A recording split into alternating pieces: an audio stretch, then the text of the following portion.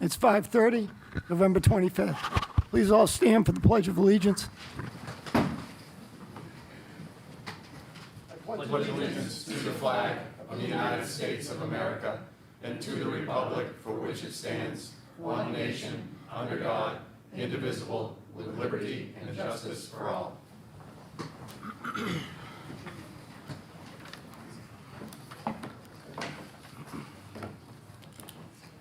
We're going to start the meeting off with a report from the town manager. Nick? Hey, folks. Okay, I have a few items here just to update on. So you've heard me mention it at a few different meetings, but there will be a special town meeting on December 10th. We've set the date at 6 p.m.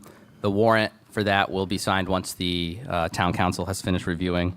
We're going to have 3 items on the warrant, one being to approve the purchase of some property for a turnaround on a dead-end road, to make an update to the town ordinance in the police section. It was an update that we talked about at a few meetings ago as well, but it needs to be approved at a town meeting, and to authorize the select board to sign, to enter into a lease agreement with Main Street Skowhegan for the boardwalk project. Angel, did you just turn this up, or am I talking loud? Perfect. The CDS fund, the CDS update, the government was reopened, so we submitted the environmental assessment for federal environmental review. That's a 15-day period ending on December 5th. Once the review is completed, we don't anticipate any problems. We are then able to submit to the HUD portal to release those funds, which usually happens within 5 days. So knock on wood that everything stays on track with that. As of tonight, all the unions, the 4 unions that the town negotiates with, have been collectively agreed upon. And so there's no more outstanding union negotiations for the next 2 to 3 years. So I'm happy about that. We have been reviewing applications and setting up interviews for our vacant deputy fire chief position. As you know, our former deputy is now the fire chief, so that position has been vacant. We posted, and hopefully we'll have someone by the end of the year. And then my last note to everyone is hopefully everyone has a great Thanksgiving, and if you're traveling, please travel safely. Thank you, Nick. We're going to move on to department and committee reports. We'll start off with Chief Bucknam.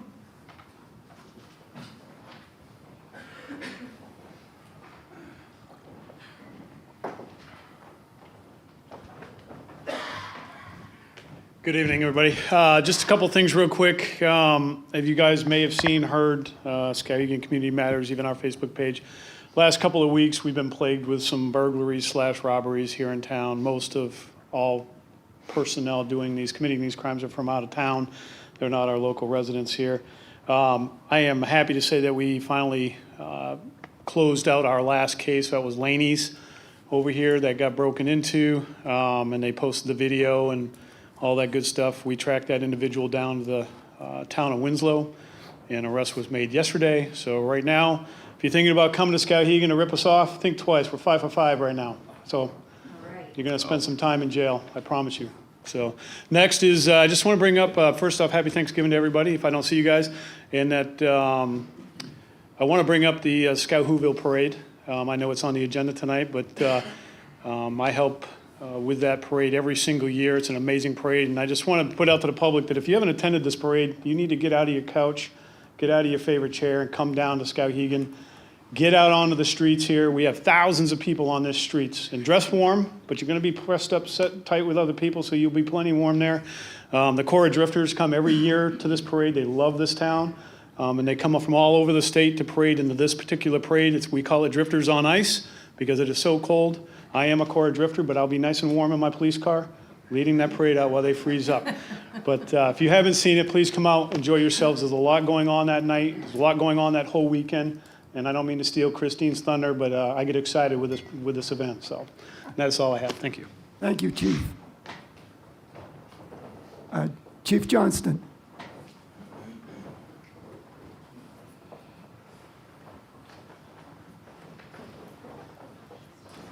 How's everybody doing? Good. I got a list of things I just want to talk about real quick. Happy Turkey Day, everybody.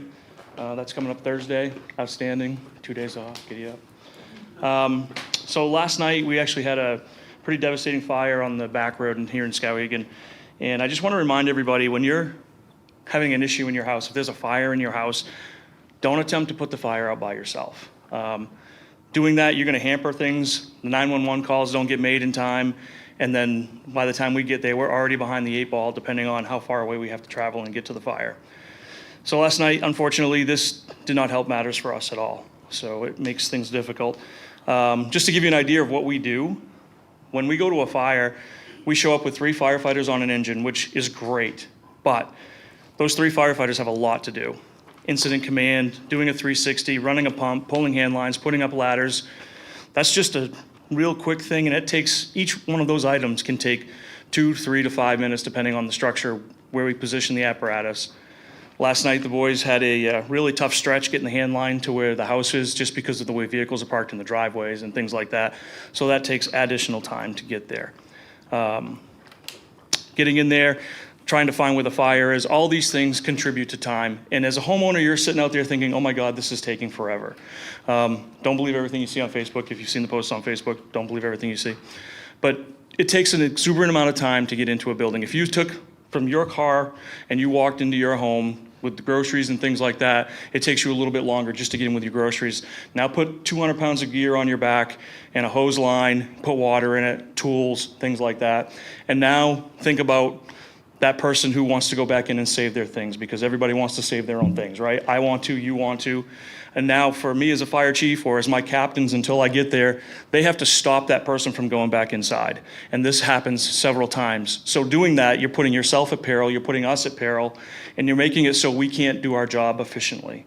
So as we do that with our hand lines, we can't get them charged in time because somebody's out there going to go back into their home, and we have to go stop them from doing that. Thankfully, Chief PD was there helping us, so they kind of curbed that a little bit. But those are all things that we have to deal with on a nightly basis when these fires happen. And believe it or not, folks, the town of Skowhegan, the fire department here, we go to a lot of fires. If you go onto this thing called Fire Cares, you can see how many fires we have in Skowhegan a year. We average between 18 and 27 fires a year. But that's not the amount of fires we go to. As of right now, me personally, I've been to 39 working fires this year, not just in Skowhegan, but in our communities. We do a lot of mutual aid. We have a lot of mutual aid coming in. 39 working fires since January 1st. That's quite a bit. So do these things. When you go to bed at night, close your door. When you close that door, you stop the airflow. That'll help you not make the fire spread more. When you leave the house, close the door. We know how to force the door. We'll break it for you. It's okay. Stop that fire spread, okay? Those things are really important to us. What else do I have? I can't even read my own writing. So yeah, get out, stay out, excuse me. And like I said before, it does seem like things are taking a lot of time to happen, but there are a lot of things that need to happen, right? We work on 3 basic principles: life safety, property conservation, and incident stabilization. When we're doing that and we're in the property conservation mode and then somebody decides they want to go back into the house, we have to reverse and go back into life safety mode, okay? So there's a lot that goes on with this, and this is your basic firefighter class in about 3 minutes and 30 seconds. So congratulations, you're all almost ready to be firefighters now. Like Nick said, we are getting ready to interview for the deputy chief's position. Very excited about that. Super excited. If I could hire somebody tomorrow, I would do that. But, and as far as the ordinance goes that we've been worked on, and for our plans review, things are going well at the state level. There's a lot going on with codes at the state level. I'm on one of the committees for the state. So I meet there probably every couple of weeks, and there's a ton of stuff going on there. Right now, nothing's affecting Skowhegan a whole lot. As we get more buildings coming into town, if we get anything over a 3-story building coming into town, that's going to affect us dramatically, so we have a lot going on there. I don't want to bore you with all that, but if anybody wants to hear about it in the next few weeks, please, by all means, give me a call and we can chat about it, because it's a lot happening. So, thank you. Thank you, Chief. And Ryan, just no deep frying turkeys inside, right?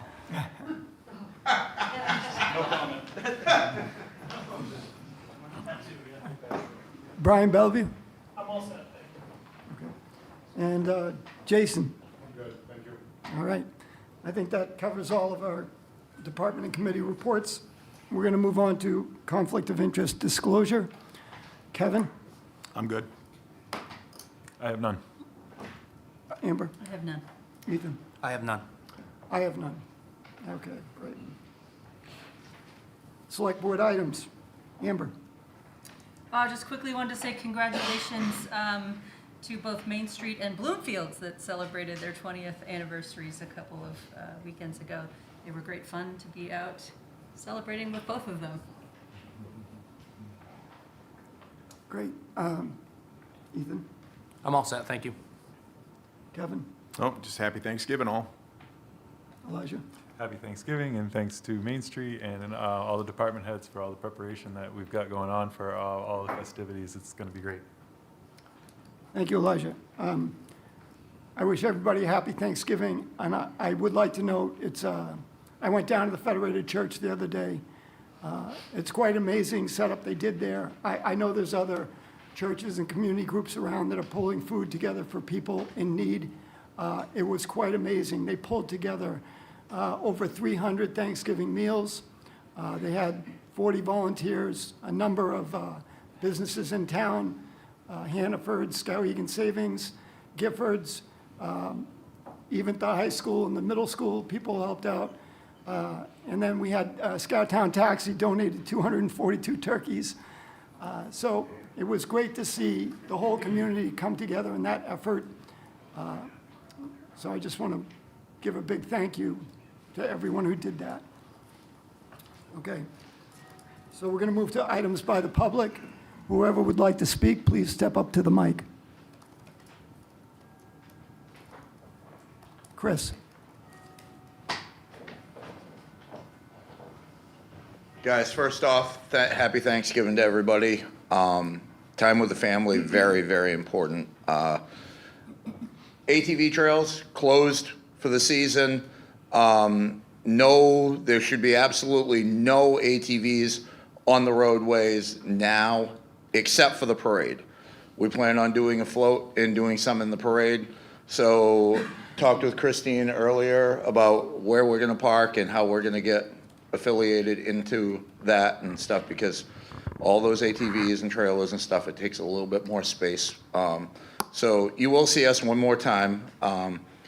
Overall, we had a great season. 2,580 machines, I think, was what the total count was, coming past a trail cam that one of our landowners has, coming into Skowhegan.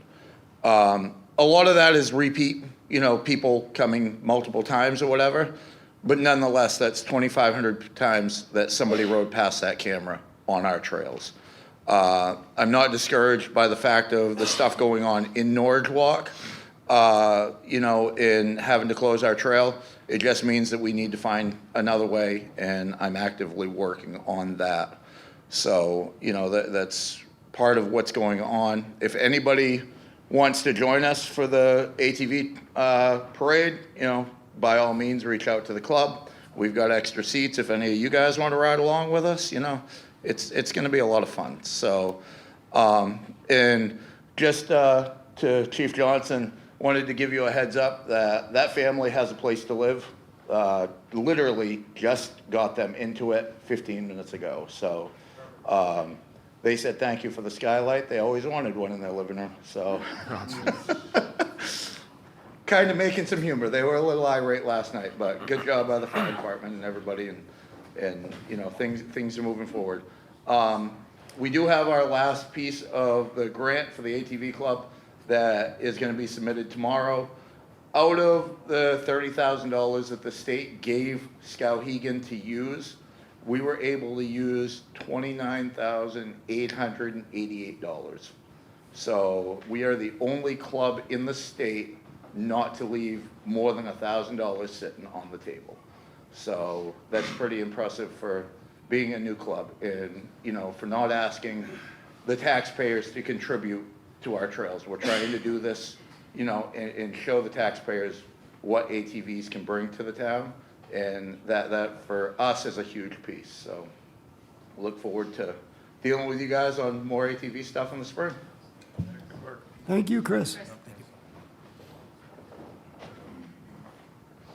Yes, Chief. I just had a quick question for Chris, sir. So the ATVs in the parade, they're going to be trucked in, trailered in, dropped off, truck and trailer are going to leave. Parade is over, they're gonna come back, load the ATVs on the truck and trailer, correct? Yeah. Okay, perfect. We looked at maybe using Margaret Chase Smith or Brickyard Hollow, something in that area as a parking lot where we could leave the trucks and join the parade immediately. Okay, because So- we are still finding ATVs. I just found one on the East River Road running the whole length of that the other day. So that was on Monday. So just giving you a heads up, if we see ATVs that are away from the parade heading somewhere, we are going to stop and have a chat. Just want you to know. No, It's for their safety, your safety, and we're trying to protect your program. Thank you. Absolutely. Thank you. Thank you, We're Chief. willing to educate with you. Is there anybody else who'd like to speak? Yes, sir. Because first of all, I do wish everybody a happy Thanksgiving. And my next question is, knowing that there's a multiple numbers of town-owned vehicles, I would like to know how many of them have the permission to use them as personal vehicles. You know, go to the store, go to McDonald's, go, you know, somewhere else besides what their duty calls for. Would you like me to answer the police side? No, we can pull it and put everything together.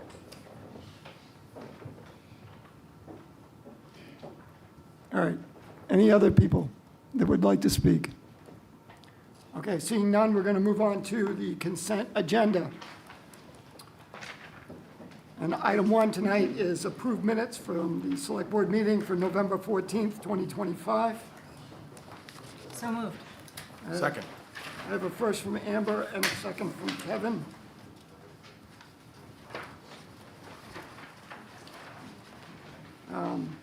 Are there any corrections or changes? Okay. Seeing none, all those in favor? All those opposed? Actually, should I Passes 5-0. on that, because I wasn't at that meeting? He wasn't. Eli's gonna abstain, or Ethan's gonna Yeah. abstain. I wasn't there.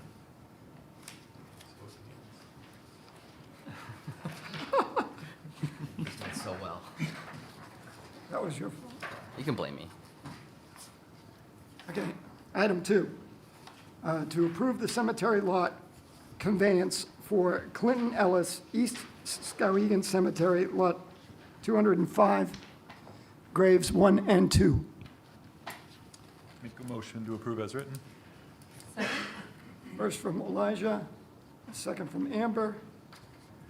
Discussion? All those in favor? Motion carries 5-0.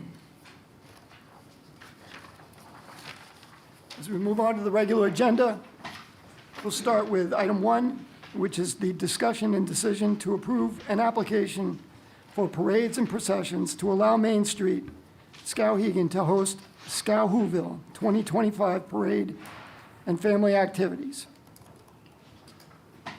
I make a motion to approve as written. Second? First from Ethan and a second from Amber. Christina, would you like to speak about it?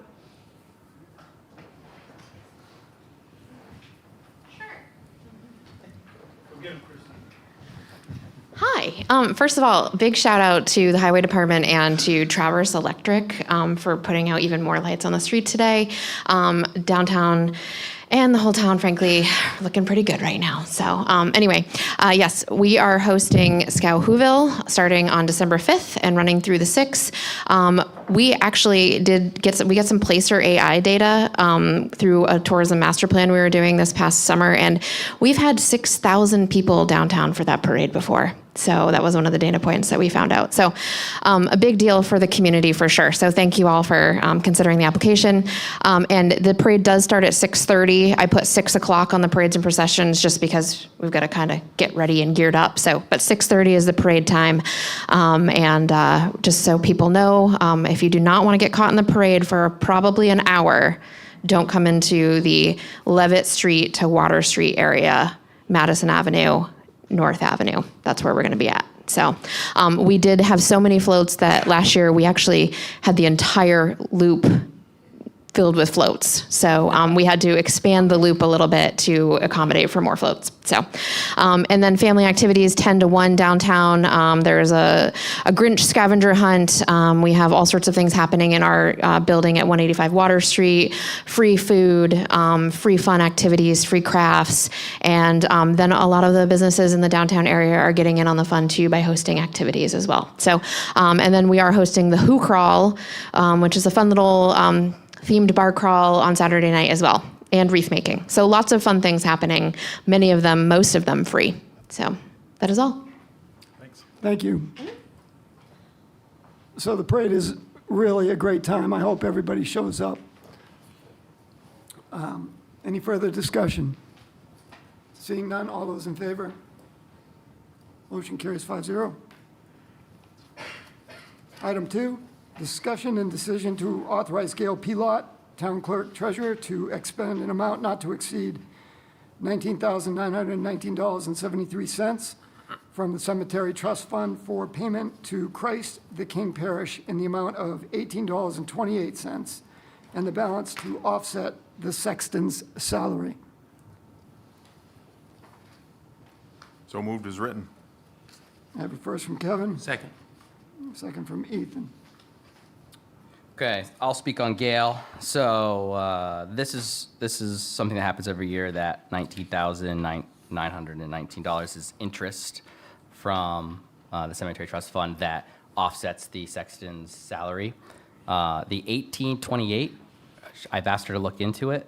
It's a sub-account in that trust that also is the interest, but at some point many decades ago, there was an agreement with the Catholic Church to give them this interest.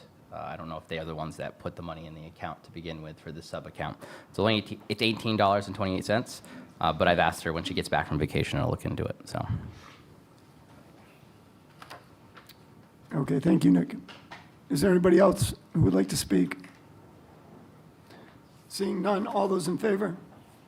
Motion carries 5-0.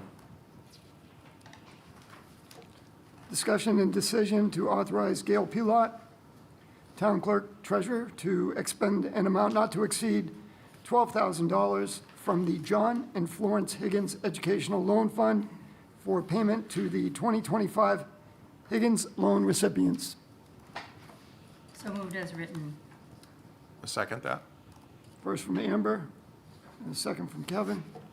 I will speak again for Gail. This is a revolving educational loan that the school picks recipients graduating to receive scholarships, and they pay those back after they've graduated.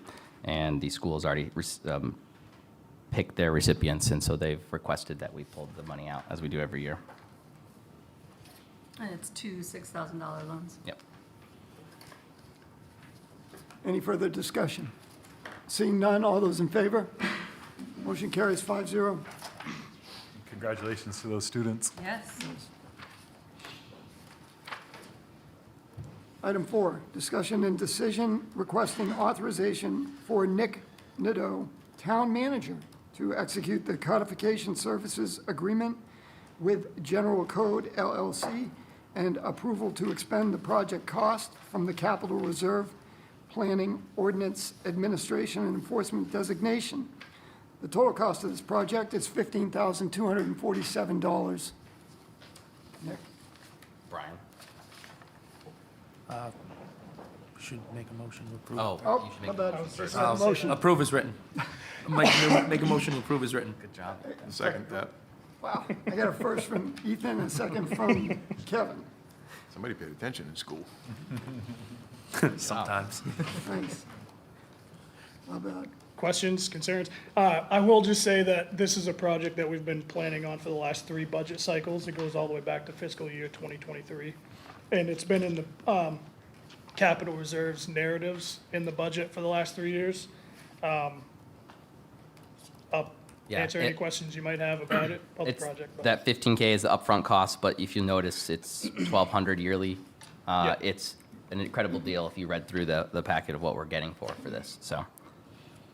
Sounds like long overdue. Long overdue. It is. Updating of systems. Just for some backstory, not to get into it too much, but the town used to have a book of ordinances. There was chapters 1 through 30 something. Over the years, as the town amended ordinances, they did away with the chapters.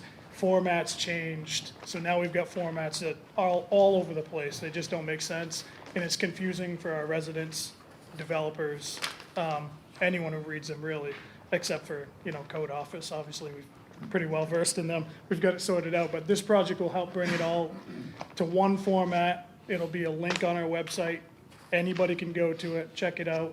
They can word search any regulation they want to. I would recommend checking out Madison's. They have Ecode 360 on their website. It's very user-friendly. It's extremely helpful.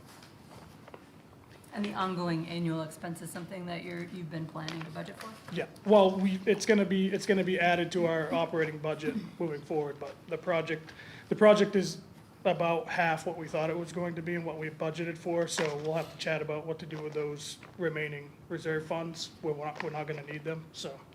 can do We may something. want to just expense them We could. to cover yes. the cost for the Yeah. next 2 years, just to soften the blow, but it's only $1,200, Right. so we'll figure that out. Thank you, Brian. You're The welcome. town codes don't change as much as like the state codes, right? So it's like it's less maintenance moving forward. So the annual subscription cost is essentially gonna be a legal overview for any state statutes that change during Wow, legislation, and it's It'll just gonna update us. automatically, so we're not gonna have to pay $75 an hour for KV Cog to do it, or staff in the office to do it when they're. And so if busy. somebody wants to make an addition to a building or something like that, commercial or residential, they can go to this website, look at the town code, and we'll also have the state code? Right, it's important for folks to get familiar with the regulations for the project they're doing. And then, obviously, I recommend calling the code office. Yeah, right. Because interpretations are different. Uh-huh. And it's really up to the code officer to make that interpretation. Yep. So, it's awesome. gonna be a helpful tool for Yeah, everybody. cool. So, It must help you too, because you don't have to keep all those notebooks and Yeah, put all the inserts in, right. right? So So we'll it's all get- digitized, We'll right? get, it is all digitized, and we'll get 2 master books, one for you folks, one for the planning board, and then we can print sections as we need to. It's just easier, especially when the planning board's considering amendments to an ordinance. They can pull it up on their phone, they can pull it up on a laptop, tablet, whatever, and have an intelligent conversation during a meeting, which is helpful, so, yeah, Sounds good. all right, Thank you, Brian. you're welcome. Any further discussion? I actually have a question about that. Sure. Is that just the building code, or is that electrical and? fire This is as well? just ordinances, Just ordinance? just ordinances, town, yeah, municipal ordinance. Okay. Seeing no further discussion, all those in favor? Motion carries 5-0. All right, item 5, discussion and decision to award a grant to the following applicants and expend a total of $100,000, $50,000 each from the capital reserves downtown TIF designation. The balance in that account is $129,711.49. David Whiting, sorry about that, owns the business at 14 Madison Ave. He's asking for $50,000. And Skowhegan Masonic Lodge at 170 Water Street is asking for $50,000. Do I have a motion? I move we discuss this. I got a first from Kevin Second. and a second from Ethan.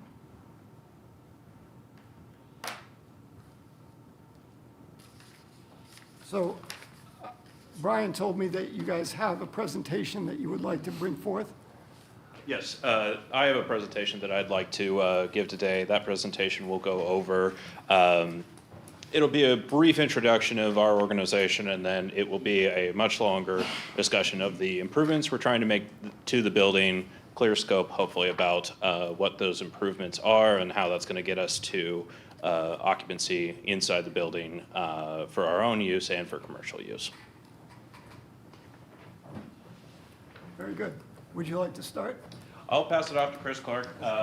He will be offering our brief introduction to the Masons and our organization.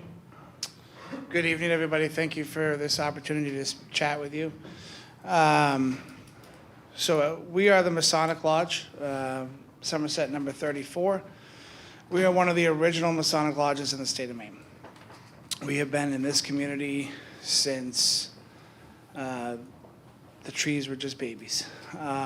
We were part of Massachusetts Grand Lodge up until 1820 when Maine split off, and we were one of the first lodges, actually the second lodge in the state of Maine, to have a signature on a charter for the state of Maine. We're very proud of our heritage here in Skowhegan, and if you look at our history books, there are names such as Coburn, things of that nature. Benedict Arnold stopped here, met with some of our Masons, things like that. We have history books going all the way back to the 1700s. So we carry a rich history and tradition in here. We've been in this community, like I said, for well over the 200 years that Maine's been around. And some of the things that we've done here, we've helped build buildings, we've helped build schools, we've had school teachers, we've had lawyers, we've had select board members. And one of our proudest members was Abner Coburn.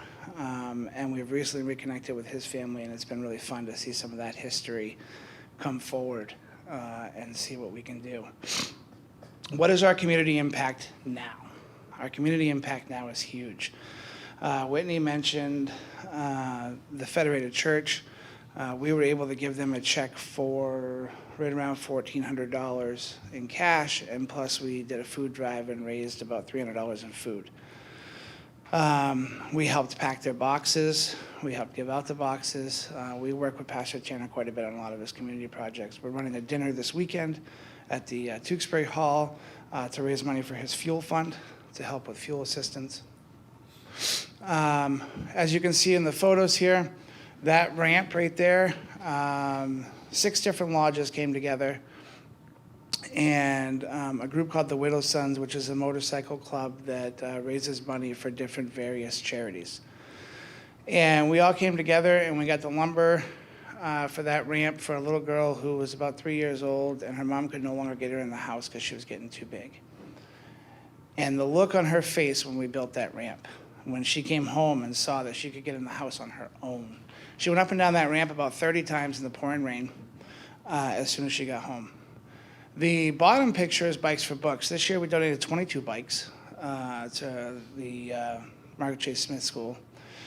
And basically what we did was we took 4th and 5th grade, and we selected a boy and a girl from each class, from each 4th and 5th grade class. They read a book, they get to put their name in a box, and at the end of the year, we draw names, and whoever's name gets drawn, they win the bike. What's cool about that is lots of times those kids already have a bike. So they ask to give it to somebody else. And I will tell you, there's nothing that'll bring tears to your eyes quicker than seeing a kid give away a brand new bike. It's pretty cool. Some of the other things that we do, we work with the literacy centers and the dyslexia centers in Bangor and Portland. We raise money for those which benefit our community hugely. We've been told they have several students from this area. We do Thanksgiving food drives, and just being in the community in general, working with the park over here and trying to help Mike and his crew out whenever we can. We haven't had a chance to yet because they've only been working during the week, and a lot of us are only available on the weekend, but we fully plan to be with them. And then just all around in general being here. Don't forget chips and Festival of Trees. Yes. So we also run a CHIPS program. It's a child identification program. We worked with an Eagle Scout here in town last spring to do that. Basically, we set up a computer, and the parents bring their child in. We take their photo, we do their fingerprints electronically. Everything goes onto a USB drive. We record them talking and all of that, and then we give that to the parent, and we immediately delete it so that they don't have to worry about their information being saved.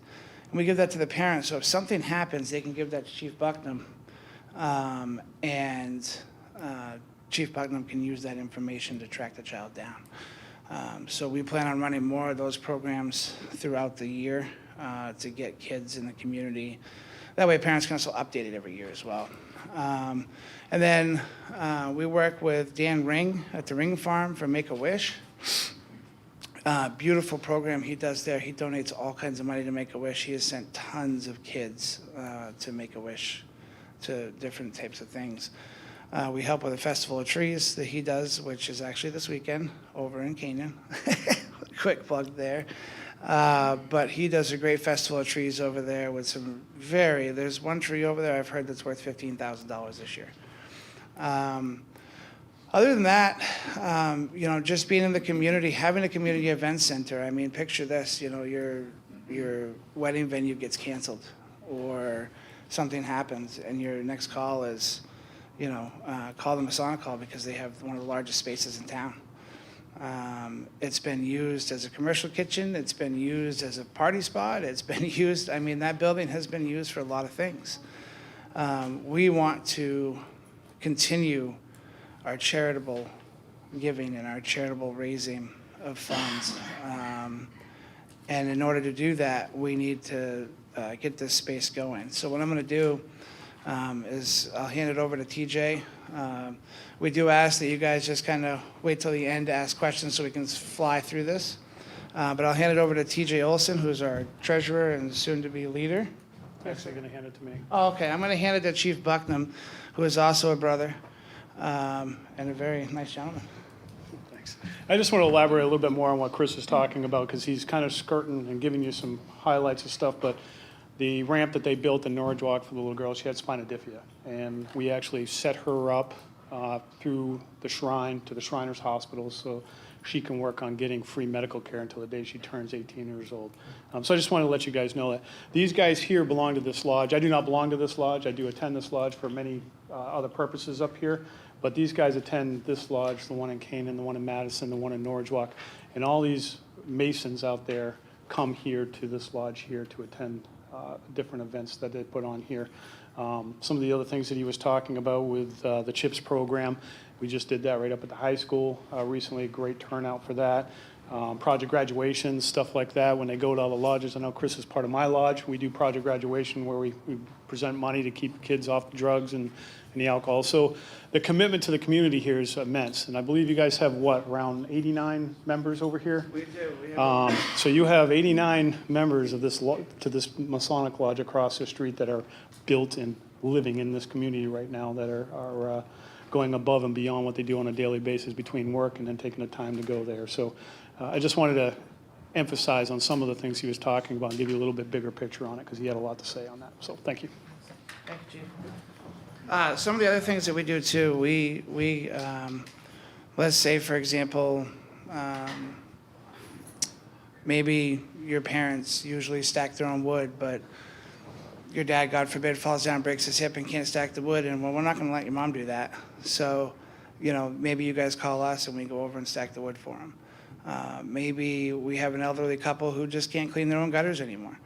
They might call us and we'll go over and clean their gutters for them.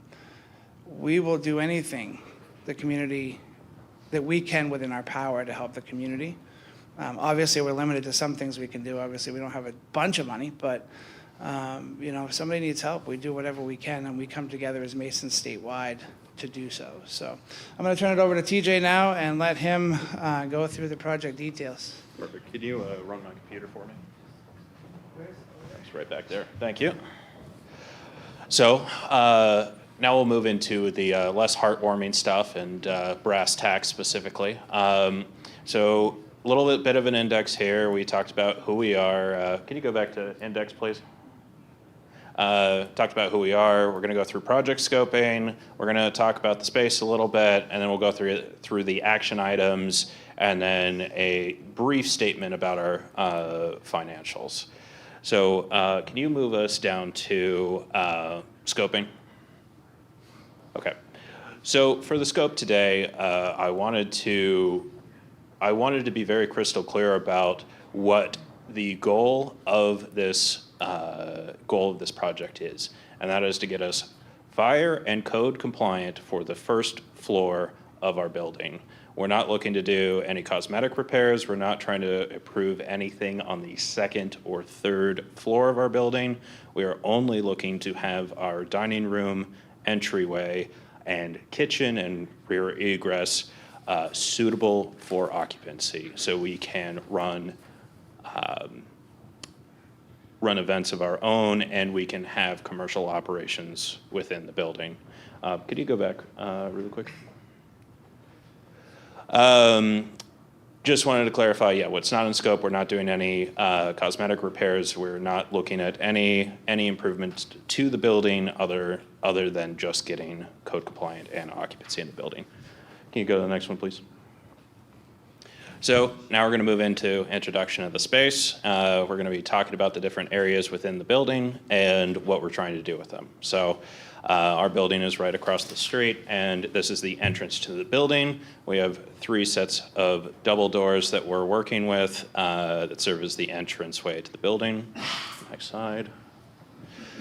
Inside, you'll see our entryway. Inside the entryway, we have a stairwell to the 2nd and 3rd floors. And then to the left, we have the doors that enter into the dining room.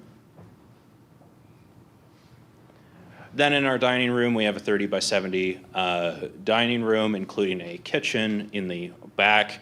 It's a very large space, great for entertainment. Next slide, please. Then inside our kitchen, we have some basic amenities. We've got lots of counter space, place to, we've got an oven in there and some simple appliances.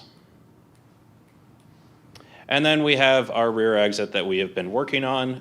This rear exit is behind the kitchen. One of the doors that used to be to the kitchen has been repurposed, and this rear egress is our project that we have worked on so far to get our fire and code compliance. Next, please. Okay, talking about the required action list. First things first, we want to get the front doors reworked with emergency push bars for egress, code compliant egress. We also want to limit entry to the 2nd and 3rd floor so we can get occupancy for the 1st floor. That is part of our goal here, is to reduce the amount of space that we're trying to get code compliant. Keep this well within the scope of what is in front of us. We also need to add lighted exit signs for the front and the rear. Currently, we do not have the lighted front and rear exit signs, which was requested for us to do. We also are looking to put in a propane register for heating. We currently have a dilapidated oil water system that is not suitable for use at this time. We're also looking at doing our rear emergency exit. As I had mentioned, we were building that rear egress for the building for fire code. We have a couple of minor kitchen upgrades, and then we have our last item of applying for a renovation permit. I will make the note before we go into these. Not all of these items will be specifically requiring funding from the TIF. Some of these I have added specifically as projects that we are taking on our own that won't require any funds, but is important to frame the entire project to get to code compliance. So first things first, we have the front door emergency push bars. Front door emergency egress is important for fire code, well, it's required for fire code. And we have scoped this as reworking the middle set of double doors. Those double doors will be equipped with fire-rated egress equipment, so they can be levered open from the inside. There should be no issue there, and still allows us to use it as a locking front door. But of course, with the fire equipment, you'll still be able to leave the building without any need to operate the lock. That project is going to cost us $23,056. We'll go on to the next one. Entry, stairs, fire door. And as I had mentioned, we are not looking to get the 2nd or 3rd floor rated for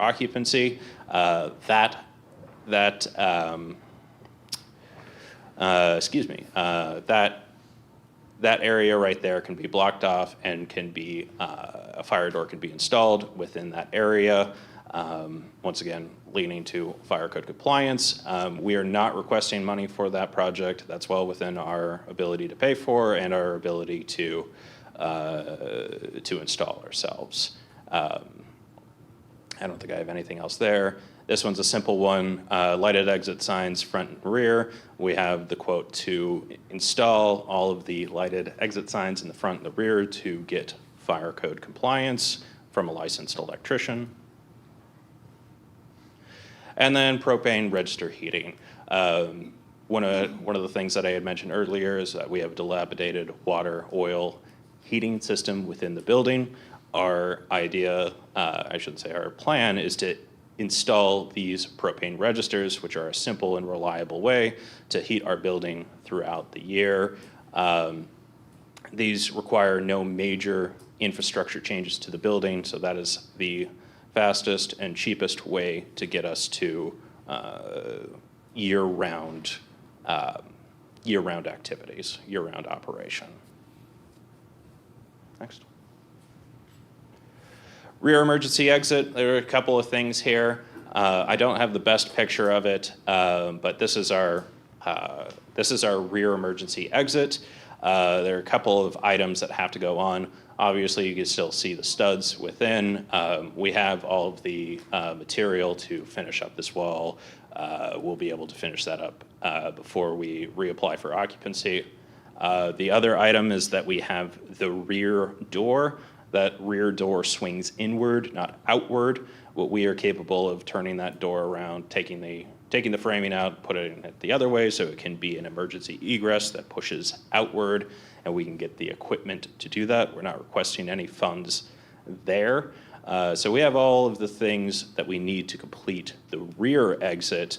And I will add, as the note is at the bottom, is that future ADA compliance will require a platform and ramp. I don't think that I'm speaking out of turn, is that during the renovation permit, it will be allowed for us to get occupancy back without being immediately ADA compliant. We are able to take that on as a project to build the said platform and ramp and raise our own funds to do that and construct ourselves. So we're not requesting any money, but that is part of our future plans to make the building ADA compliant. Next, please. Kitchen upgrade. The request that was made to us is to have a hood system. For this, we only have the stovetops, so my understanding is that we can install a simple plug-in extraction system and vent out any cooking smoke from the building through that extraction hood. That's something that we can do ourselves. We're not asking for any money to do that, but that will be required for excuse me, the word is kitchen, getting graded to be a commercial kitchen again. Renovation permit, this was another request for us. Due to the extensive improvements we're doing to the building, it was requested that we be under a renovation permit for these processes. That's something we're willing to do. I know that is not a fixed cost permit. That's something that can change in value. We don't foresee any issues paying for that ourselves. We're happy to pay the renovation permit, and that's something we can do as soon as this is approved. Cost breakdown, you saw all the prices before, but you can see here the total cost for all of the improvements is $40,973, and it does include all of our $0 items in which we are able to fundraise or source materials ourselves. Here we have a very simplified financial projection for our lodge. How we based this future financial revenue is that we have several parties interested in renting our facilities twice a month. So we basically have a couple of people wanting to get in, a couple times a month. So we're saying, even at the worst of it, we might be able to do 40 events in a year And if we can get $400 for that event, we can put together $16,000. We have also been asked by Main Street Skowhegan to look into running a commercial kitchen and allowing them to rent space. If we had 2 local businesses renting at $150 a month, we might be able to secure $3,600. Now, all that together would be $19,600, and then that can grow year over year as we run more and more events, and the 3-year total revenue is $85,600.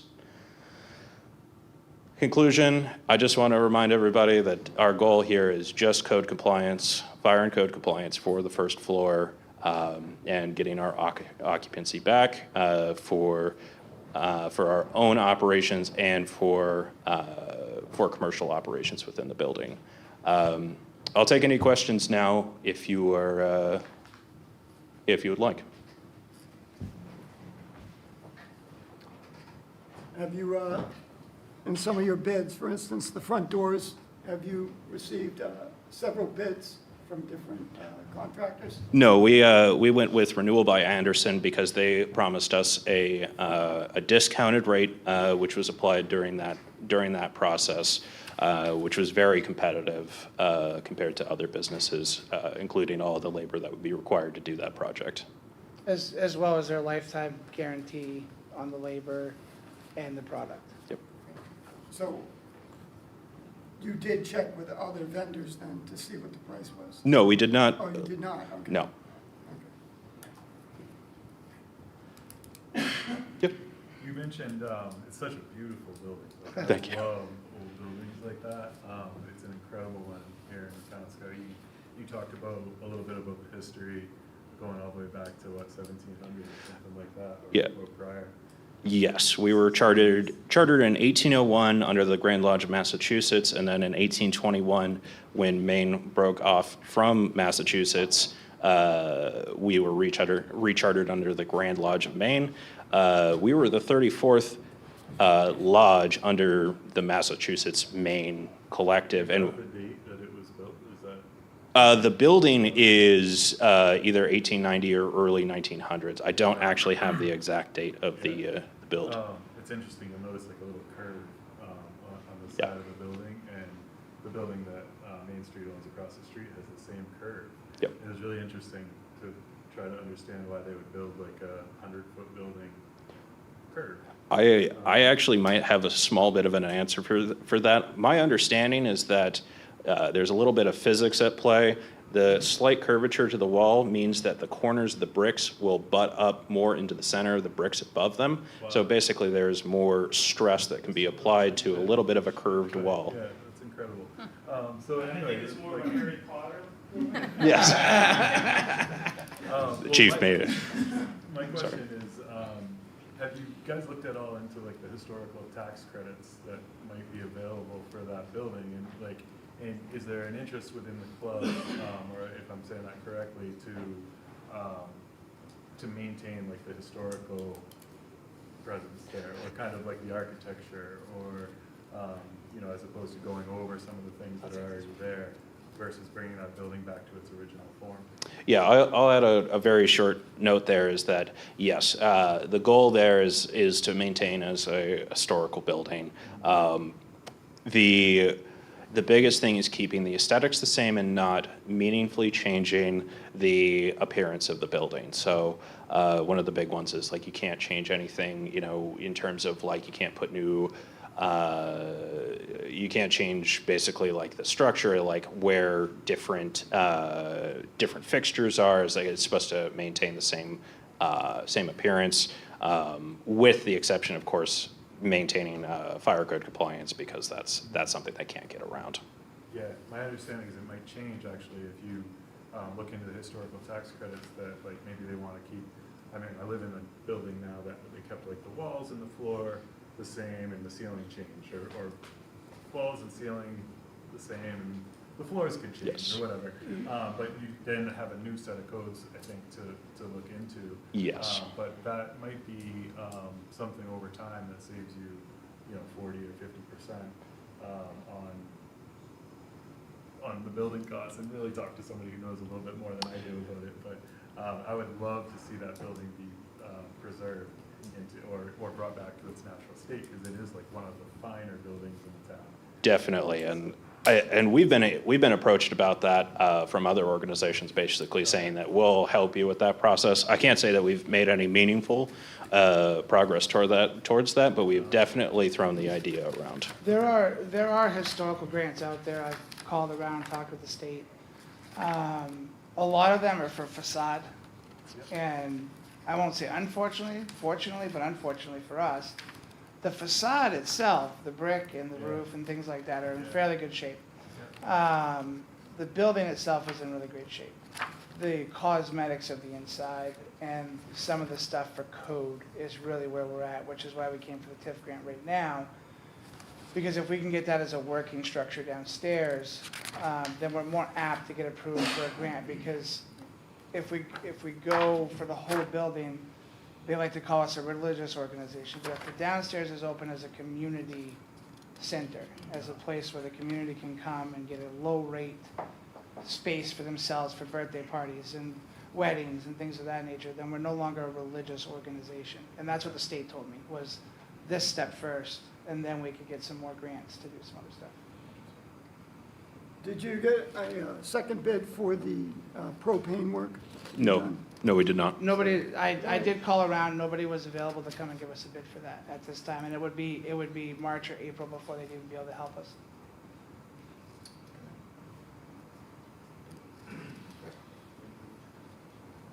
Amber, sorry. Hi. Thank you for that presentation. I'm going to make a few comments that apply just to both applicants tonight, just to share for the sake of reminding us where these funds come from and what we're, as a town and select board, are tasked with doing with them. The select board appoints a TIF advisory committee for this particular downtown TIF. This is not the SAPI TIF. This is not a New Balance TIF. This is not a spinning mill TIF. This is the downtown TIF. So this was created by the select board with the help of Peter Mills back in 2006. It's a state-sanctioned economic development tool that is encouraging communities to reinvest in itself by taking any improvement in the property tax value of our downtown designated district and reinvesting it in ourselves for a limited period of time over 30 years. So that started in 2006. They took the tax assessed value of the downtown district at that time, and any gains to the property tax value of the downtown can be cordoned off, reinvested in ourselves for a period of 30 years.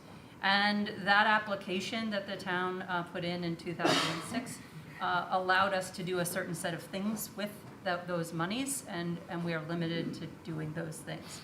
At the 15-year mark, the town was asked at a public town meeting to approve the renewal of the TIF. Halfway through, they ask, the state requires this, so that you recommit and you say that, yes, this is helping us. So at town meeting, the town voted to renew the application to finish out the total of 30 years. So I just want to remind people, right now your TIF advisory committee includes myself, Nick Nadeau, Vicki Alward, Jennifer Olson, Luke York, Brian Bellevue, Billy Finley, Matt Dubois, and Whitney Cunliffe.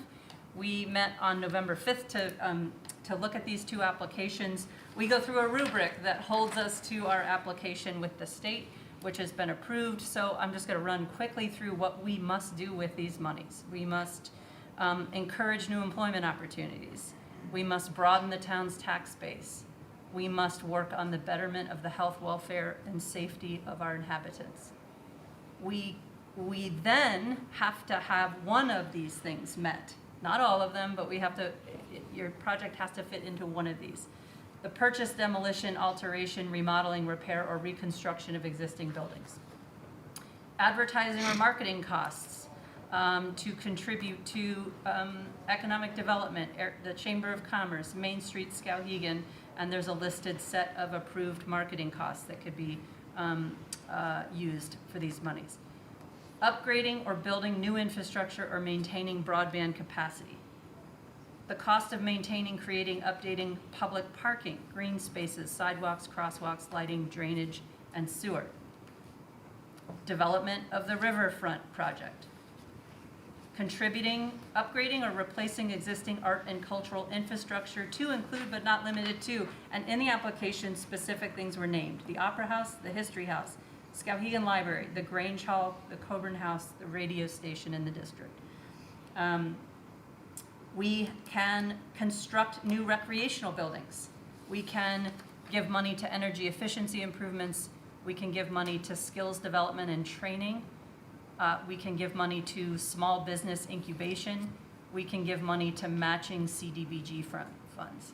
Okay, so those are the acceptable list. You don't have to do all of them. You have to do one of those, and many of you do more than that. So I just wanted to remind us what we're supposed to be doing with these monies.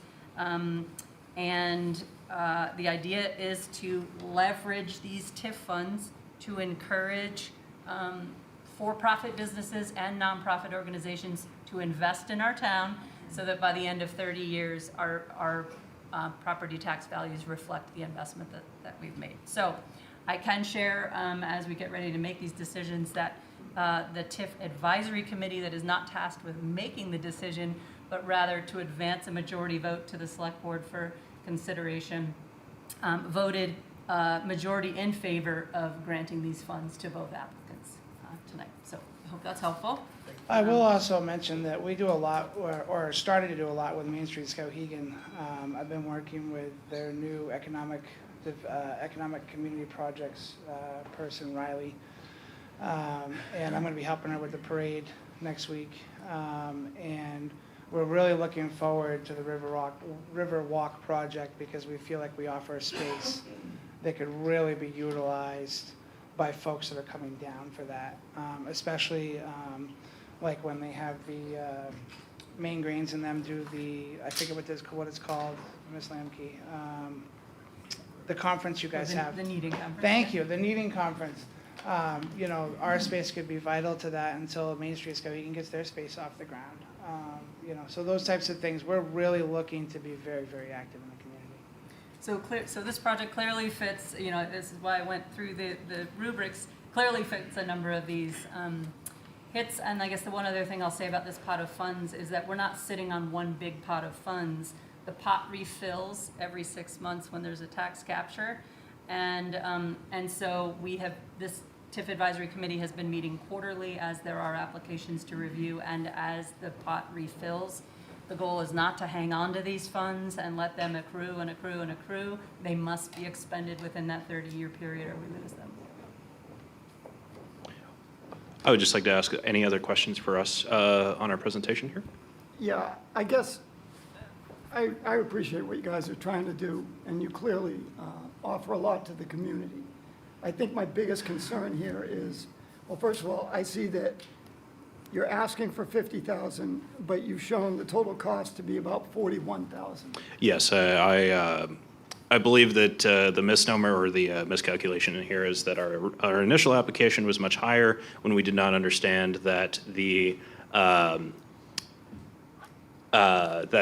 tiered system is not the same as what it used to be, is that there's the hard cap at 50. So we had amended our application, and the new request is for the amount disclosed. I'm happy to make that an amendment, however needed to remedy this situation. That's the reason for the 50,000. I believe that But can be we're also solved. digging into an old building, so when they start doing those doors, they might run into a bunch of rot and have to, So I feel like, first of all, the main goal here is, you guys have stated you're going to get this job done, the first floor, and it will be up to code. That's what you're saying to us. In the construction business, I think it's appropriate to give yourself a 10% overage or something, because you're going to run in, as you said, Chris, you're going to run into some issues. yeah. So I appreciate that 41. You might want to add 10% to that. But- So if we do the 50, that would be 13.5%. That would be too much. The new amount, if we're asking for 41, Brian, can you go back to the exact number there? It's 41.5. 40,973. It'd be like $45,000 is what you really need. Yeah, 45,070. Is that an appropriate number? I So think it- just to clarify, the precedent with the TIF funds is that we won't be turning them over to the grantee. We will be reimbursing a viable invoice for work performed. So we can approve a not-to-exceed amount. And there's nothing about the state application that says that we can't grant more than 50,000. However, because the tax capture every tax cycle was hovering around, as we just saw, 120 some odd thousand to 140,000, and applications have been flowing in pretty regularly, we wanted to have a cap so that we could help more than one business. And we have been able to help with roofs and patching holes and facade improvements and structural improvements to many of the buildings in the downtown by putting a preferred cap of 50,000. And again, that's from the advisory board. That's not set in stone in our application that we can't give outside of that. So, So like, we could approve a not to exceed 50 amount, and then if they only spend 40 or 45. Based on invoices that they give. That's us. right. Yeah. maybe, Any other questions for us? no, I just kind of have a little bit of a question. Maybe, I think I'm a little bit confused on where the money comes from. You had talked about it, but I guess it kind of confused me a little bit. So, Thought I understood it, but. So the example I can give, Jeff Hewitt laid this out for me many years ago, is that in 2006, they took the property value Okay. of all the buildings in the downtown district. When the values increase and we capture more property tax value, then this pot fills up. Eventually, this pot will stay with our tax base, and we will use it for town government. I'll use the gristmill as an example, and I've never received TIF funds, so I'll use this as an example. When I bought the old jail building, and we put lots and lots of hundreds of thousands of dollars into improving it, and we've had it reassessed twice, and its value has increased, now I pay more taxes on it. So that tax gain ends up in the downtown TIF, so that it can be given away for a period of 30 years. So if we put in, But you're also still paying property, you're still paying, money to the school and. That's right. The same amount of money as everybody else. that's right. It's an additional tax. So whenever we have an improvement, a new building, a building gets saved and the value goes up, then it's captured into this pot. So there is a lot of healthy discussion happening in the TIF Advisory Committee about making sure that when we give money to a building downtown whose value is improved, that we are turning this documentation over to our assessor's office so that they're aware that that this TIF has helped to contribute to improvements in the building. So it's not coming from, it is coming from the gains we are making as a town to improve value. So do they have to reevaluate every 6 months? The Because usually town the tax, doesn't- the tax does it, town does it every year, correct? Isn't that No. Every 10 years. every 10 years? But recently we've been doing it every year just to keep up. But their evaluation is still kept. It's just, instead of this pot being the municipal budget, there's another pot called the TIF, and it's diverted into here for an X amount of years. Once the X amount of years are up, it goes back to this pot. So it's meant to help sort of cycle itself to build it up so that then there's increased value on the tax roll later. So one of the reasons Go over it then. Yeah, I can, would like to. I feel what you're doing is I think that you are going to produce an economic return. I also feel like the fact that you have been in the town for so long, I'm not worried about you getting the money up and then leaving.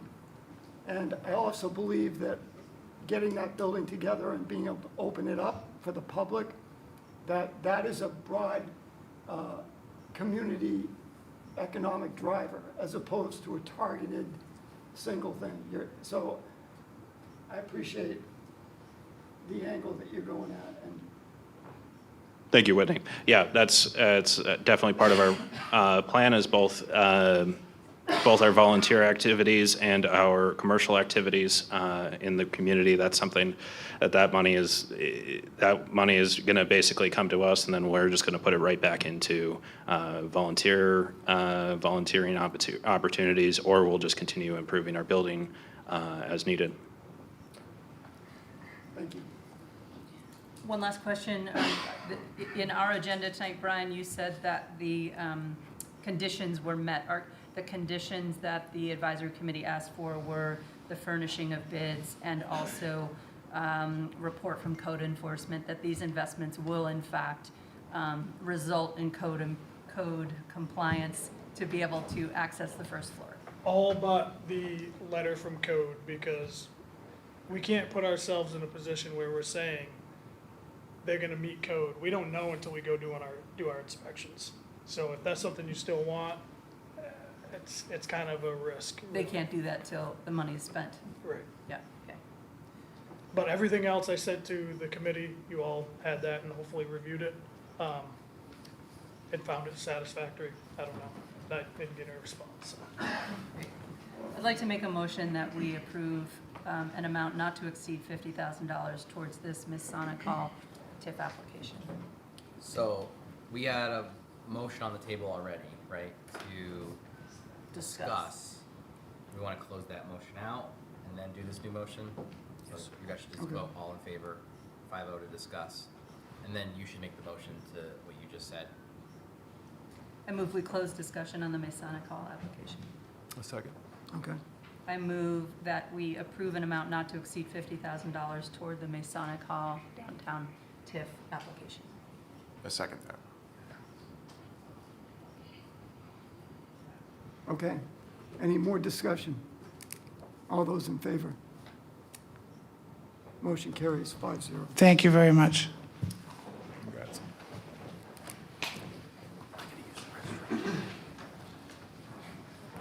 Okay, Dave? Thank you for your patience. Thank you. Oh, my pleasure. Thank you for going second. Yeah, no problem. Well, I will say, I'm a Mason as well, and I appreciate how much the Masons contribute to communities from a fundraising and charity perspective, so thanks for doing that. My name is Dave Whitting. I'm a new small business coming to town. I'm going to take you through what we're going to put in on Madison Ave in the old Stitchery building and give you a little context about the project. So if we go to the next slide. So there's going to be 2 businesses going into the old Stitchery. Most of the building in the front, on the first floor, will be my wife's bookshop called Bookish. It'll be a used bookstore. The back of the building will be my publishing business, which is Comic Shop News. You'll notice the CSN sign hanging. That is Comic Shop News. This silly little paper has been going since 1987. It covers the latest comic book news across the globe, and there's about 50 to 55,000 people that read this every week. The circulation on this is bigger than the Portland Press Herald and the Lewiston Sun Journal combined. Did you say 50-something thousand? Yes. So this is a silly paper, but there's a lot of nerds out there who love it, myself included. So we're going to move Comic Shop News to downtown Skowhegan, and my wife is going to put Bookish the bookstore. We're going to basically apply the funds to cleaning up the building exterior, cleaning up the real estate, the retail space, and then fixing infrastructure. I would say this building has benefited from benign neglect for many years. Problems were not solved, they were covered over, and we're going to address them. So I'll take you through real quick. This is the team. My wife, Jarni Brown, on the left. Myself, Chief Newt, is going to be security for the building. She's 11, has half her teeth. She smells really bad, but she is available if you need additional security downtown. That's your wife? I hope she's not dialed into this live stream. I'll tell you that much. I will note on the wife business, originally the whole building was going to be Comic Shop News, and my wife was like, I'd love a bookstore. And I was like, okay.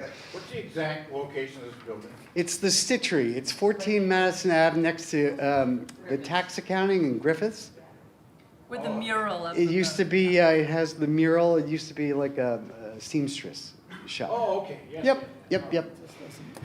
So my wife's bookstore will be called Bookish. It will be used books. It'll be a lot of fun. And if we go to the next slide, this is my wife. She grew up in Kingfield.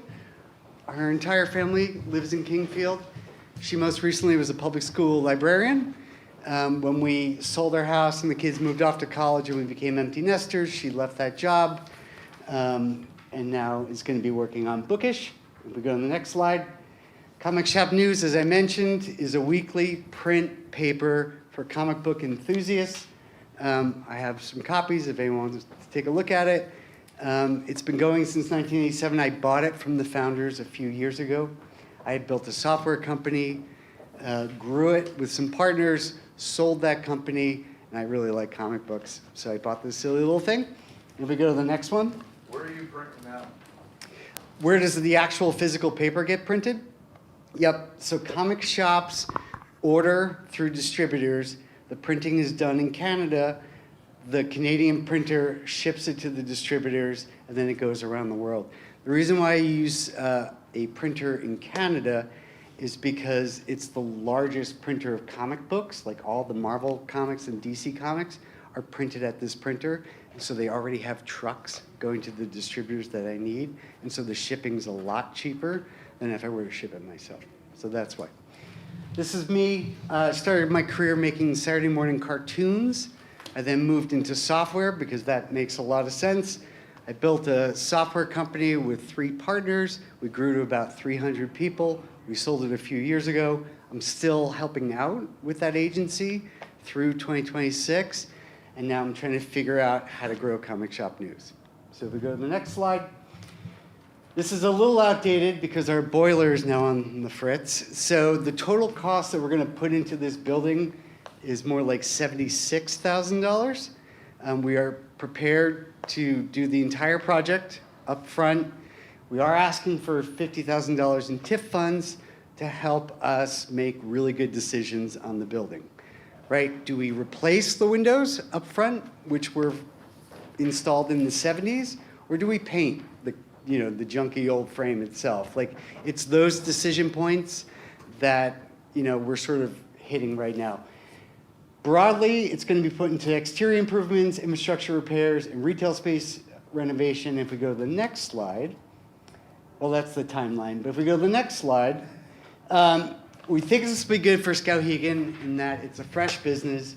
It's a stretch of downtown that could use some brightening. It's high traffic, but it's kind of a quiet stretch there on Madison Ave.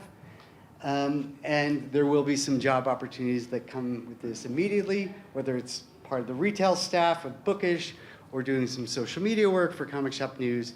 We will have some opportunities there. If we go to the next slide, this is what the building looked like when we purchased it. And if we go to the next one, that's what we're hoping it'll look like when we're done.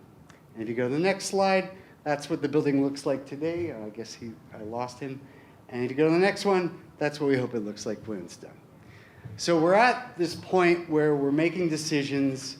We did go for multiple vendor quotes. We made decisions on which vendors we'd like to work with.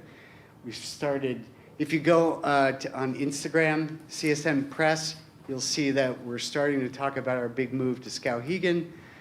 My wife has a Bookish account as well. So we're trying to get folks excited about visiting us up here and getting this project done. And Brian, if you go to the next one, this is kind of where we're at. Like, we're ready to move. We had a good experience working with the TIF committee, and we're hoping to get work done before the snow flies. So thank you. Question? Ooh, why did I choose Skowhegan? Or why did we choose Skowhegan? I'll give you the honest answer. So my wife and I live in Portland. We knew we wanted to buy a building, and we only had X amount of dollars to spend. And so we looked at Lewiston, and we almost bought a place there. We looked at Skowhegan, and we looked at some other places. The reason why we chose Skowhegan is a couple of reasons. One, the downtown has a tremendous amount of potential you know, I don't need to tell you, right? 2, the schools are good. The schools are in the top third of the state. And if towns are going to continue to grow and improve, schools are critical. And so I looked at that and was like, oh, this is a good indicator that Skowhegan has the ability to keep moving forward. And then quite honestly, looking at the work that you guys have done with the River Park and the Main Street and all the work that Amber's done with Maine Grains, there seemed to be a shocking amount of momentum in Skowhegan. I saw that, that piece with the Brookings Institute recently, where I was like, oh my gosh, $1 billion of investment in a town of 8,000 people? That's insane.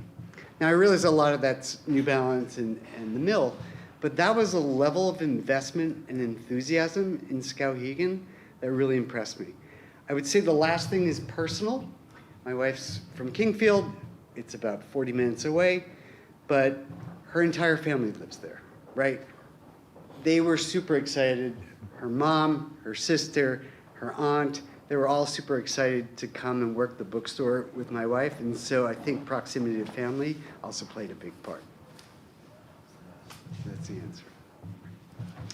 Are there other questions? Amber? I just want to thank you for investing in Skowhegan, and I know that pleasure. you had lots of other options and that we look like we care about our town. I'm glad that shines through and that we look like a community that goes to bat for businesses that are coming here. I'm glad that shines through too. So thank you. That space has been a number of different things since I first moved to Skowhegan, and I'm excited about what you're going to do. I appreciate it. One quick funny thing, I was outside and we have the windows papered over. Some guy was walking by, he's like, what are you putting in here? I was like, a dispensary. And his face just fell. I said, I'm just joking. We're not putting a dispensary in downtown. No. Yeah, anyway. Great. Thank you, Dave. I And I just appreciate wanted it. to say, again, back to the rubrics that we are held to in our decision-making.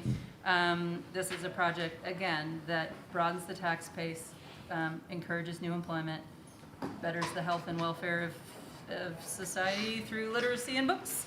It involves the remodeling, repair of a building. You could argue it's also related to energy efficiency with the windows that you want to improve. So it's a win-win, and it leverages the personal financing that this couple is going to put behind the building, and the sweat equity that's going to come with a business startup and always does for quite some time. You often can't pay yourself for a while, so we are lucky that you're choosing Skowhegan for your home base.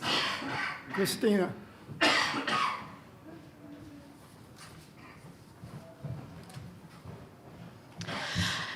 This presentation tonight from both of these presentations really just makes my heart soar, because this is exactly the type of stuff that we have been hoping to see in downtown, and we're starting to see more of it. And the work that we do as an organization and the heart and soul that we all put into this community as business owners and volunteers and board members, like, this is the type of stuff that we have been wanting to see for years. And that $1 billion investment does not happen by accident. That is because people have been investing sweat equity in this community for a long friggin' time. And so these TIF applications tonight, I'm like kind of close to tears, because those words that Dave just spoke, David, just makes it all real. And it is worth every effort and every time and every dollar that we all put into this town. The work on the river, the work on the river park, the boardwalk, hanging lights in downtown, it all matters. And that is what we are doing here as a community, to attract new investment, to attract redevelopment, to attract further, investment in our community from individuals who are already here. And we need to be welcoming to people that see that value and see that opportunity to come to Skowhegan. And so I really urge you I'm appreciative of the $50,000 approval for the Masons, and I hope that you will approve the 14 Madison Avenue grant as well, because we need to be welcoming to people who see Skowhegan and our potential and want to come here, because we will see more of that if we are welcoming to people like this. Thank you, Christina. Did you say CSN is going to be in the back? Or Yes, just the? correct. Okay, does that mean this address here would change to Skowhegan? Yes, And this goes to how many people? 55,000 a week. Holy cow. They're gonna be like, where's Skowhegan? I mean, That I'm name not sticks out. joking, like, Wow. I'm not joking when I say if you go to CSM Press on Instagram, we are intentionally like celebrating the big move. Like there are already people who want to do comic conventions downtown, which In I Skowhegan. don't know if you're ready for that. Yeah. That's Wow. a lot. But, We need another hotel or two. We got a nice big space for you right across the street. yeah, right. But, yeah, it'll be good. So I hate to be the boo factor here, but Yep. I'm on the fence about this, to be honest. I feel that the TIF should be used for less targeted grants. And I question the amount of employees that would be hired. And also, what would the economic impact be? It's not known. One of the other issues I have is we've had other TIF recipients take the grant, spend the money, fix up the building, and sell it. And I'm wondering if you would agree to a couple conditions. I'll just toss them out here. One would be, would you agree to a 5-year ownership or operation requirement? And the other one would be, would you agree to a clawback clause if the business closes or the property is sold? Within the 5 years, Yes. I would be comfortable agreeing to both of those terms, yes. Okay. Unofficially, but on the record. The board's not, we're not actually requiring those, unless you guys are gonna make a motion to make those. I'm going to want it on the record, so, It's on the record, but I'm just saying it's not official. So- Make a motion to approve it contingent on those two items, Well- but the board would have to. so, okay, so I'm not allowed to make a motion, so I would entertain a motion if somebody would like to bring it up. I will just share, while we're in discussion mode and before a motion, that's not been required of any other TIF grantee. And I don't know that we can retroactively discuss those at this point, So. Which is why I'm saying unofficial. unofficial. So the issue is that I've had many constituents come to me over the past year, and they are unhappy with the amount of grants that have been given out to people that they view as shouldn't have received them, or we didn't get the economic benefit that we should have, or they got the money and they put the property up for sale. So I just think that just because it's been that way, doesn't mean it has to be that way moving forward. And I appreciate your willingness to do that because it shows that you're willing to put skin in the game. Here we are giving hard-earned taxpayer money out because you've come up with something that I think could really help the community down here. But I just would like to see skin in the game. So again, I'll make the motion. If no one wants to second it, fine. But yes. Would you mind if I just made a couple of comments? I understand where the concern is coming from, and it's valid. I understand your point. I mean, I think, the way I think about it is that I think the TIF is intended, to what Amber said earlier, it's a reinvestment in the downtown to try to attract new business to, increase the value for all. If a 5-year commitment makes, is required for you to be comfortable, I'm happy to do so, right? The fact of the matter is, my wife's entire family is up here. We chose Skowhegan because of the proximity to that family and their ability to participate. And, my wife's a lifelong Mainer. We're not going anywhere. I understand the concern. I do think this is well within the spirit of the TIF, which is to attract new business.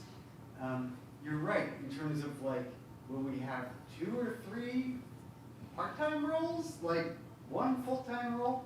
It's still too early to tell because, my wife's bookstore is not even up and running and we have to figure out what the talent pool is and what that looks like, right? So that's fair. We are a small business, we're trying to get going, but we did choose Skowhegan we're super excited that you guys were willing to entertain this, and we're not going anywhere. So if that concern is something that, you know, if I could have your support with that 5-year concern, I'm happy. That would be great. So, I need to speak for a second here. This is something else that's being brought to town that I think is different. It's another niche business that's coming here. The exposure that we're going to get from this is going to be, I think, phenomenal. I'm on board with getting this done tonight without any extra things or additives or anything like that. Where there's some mistakes made in the past with some of the TIFs that were given out, who's to say what the intentions were of those people that received those? We've seen some of the results of those not being something that is beneficial to the town, but we can't just let a few bad apples ruin something like that, what we've got for an opportunity right here in front of us right now.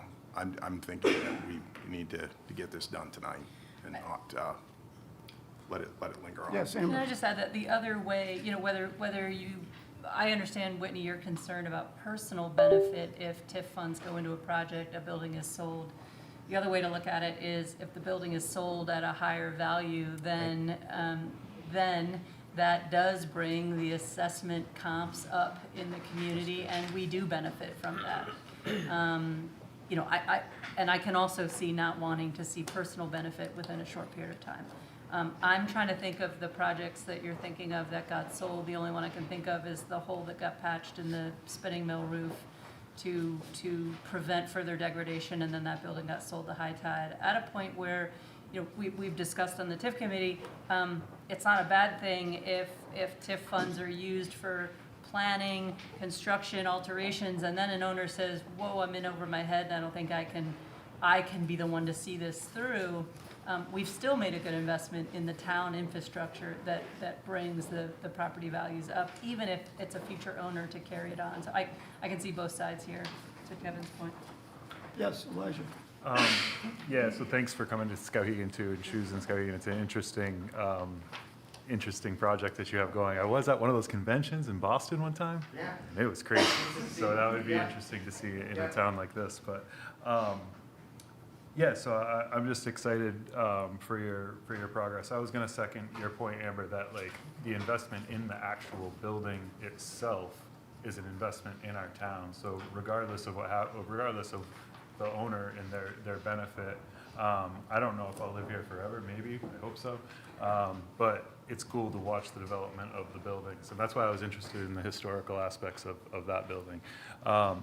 And so also, I just want to remind people that I think it's somewhere around like 300,000 that the tax base has increased because of the TIFs. And like, maybe don't quote me on that, but when we had a TIF, I think you maybe did a presentation, and there was a tax base of what the buildings were worth, and then after the TIF, there was a tax base. And I did some very simple math, and I think I got up to around $317,000 that was the increase. And I don't know the time frame that I was looking at, but it's like a substantial increase. So, Brian?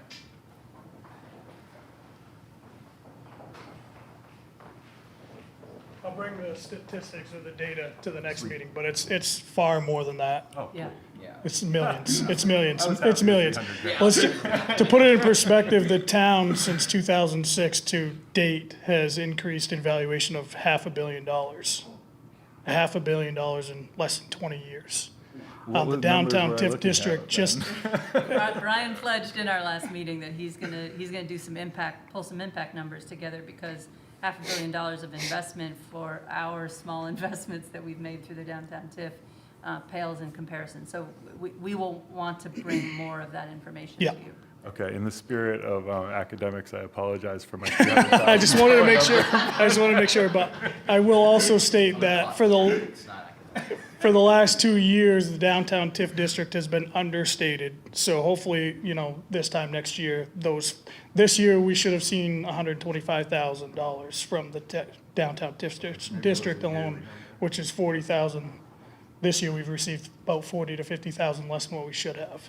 Okay, great. So the valuation is about 9 million off as it stands today. Thanks, Brian. Thank you, Brian.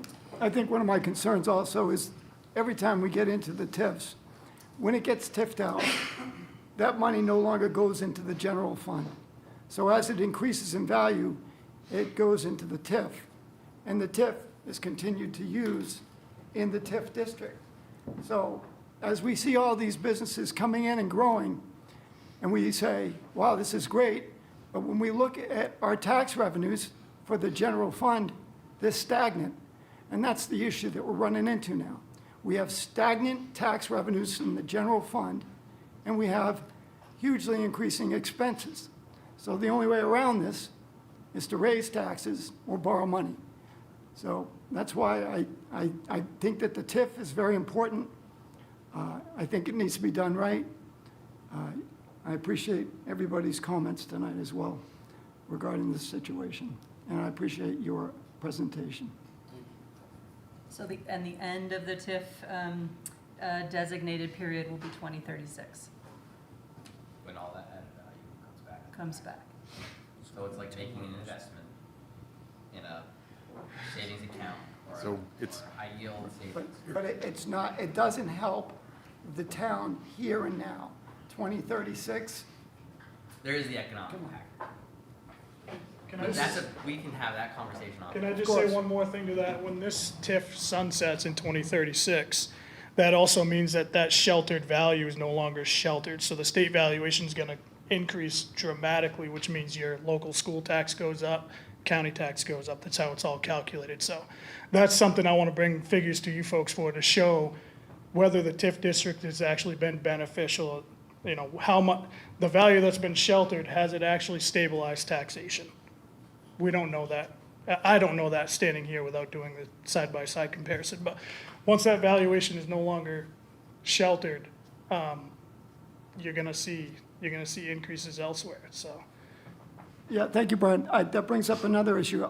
At some point, I think it'd be really helpful for everyone to have a detailed discussion of the TIF function and how it works. As Sure. Skowhegan has 5 separate TIFs, and they all work differently. Yeah, and people the are often SAPI confused. TIF is basically dead at this point. It sunsets in 2031, but they're depreciating faster than appreciating with all their investment. So that TIF is dead. Those funds that are in that TIF account should be used for other purposes within the guidelines.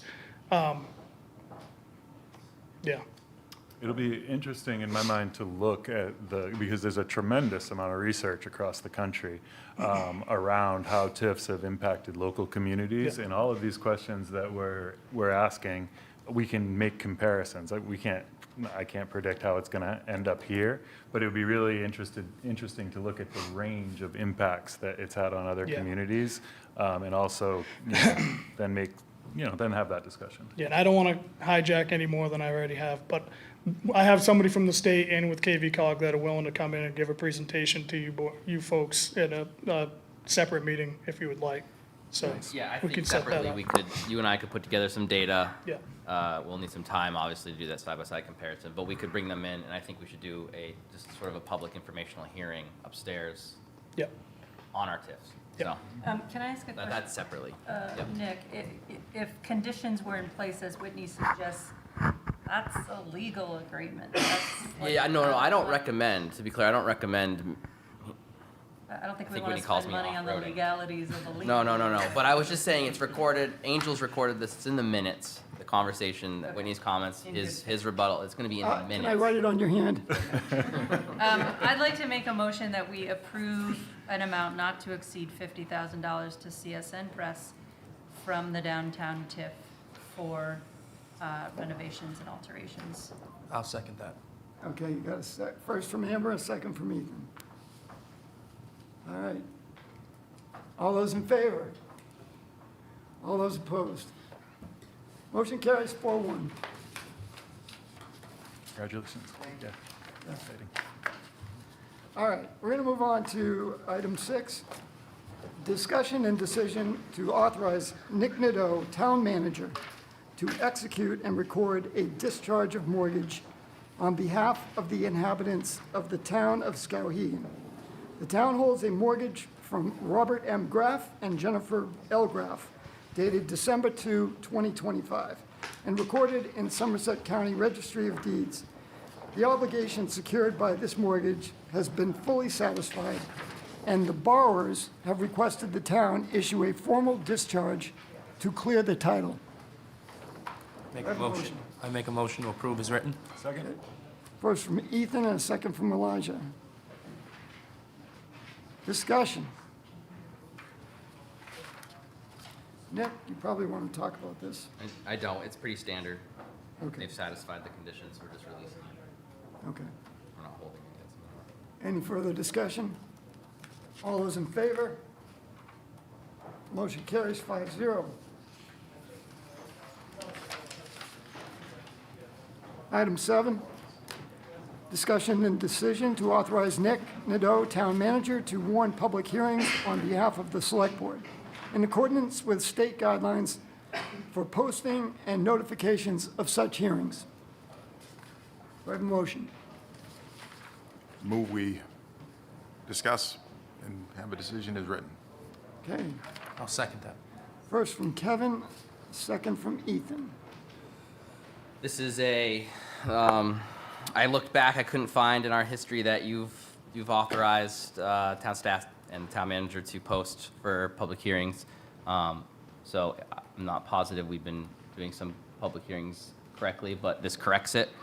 This is just authorization, so like next meeting when we have a general assistance ordinance update mandated by the state, I'm allowed to post that public hearing outside on the bulletin boards, and if we choose so in a paper, as we're required to by Maine statute, 7 days before we have the hearing. A lot of the times we'll loop a public hearing into a select board meeting. This is just making sure we're doing it correctly. There are still items like CBG grants that the board will have to warn a public hearing for. I won't be able to do that. You'll need to sign a resolution. I'm blanking on some other examples, but that's a good one. So this doesn't, it doesn't absolve you guys of doing something. You're still gonna have to do stuff in the future, but this just allows us to stay doing things correctly in the interim with smaller ticket items. Thank you, Nick. You're welcome. Any questions? All those in favor? Motion carries 5-0. Treasurer's warrants to be approved.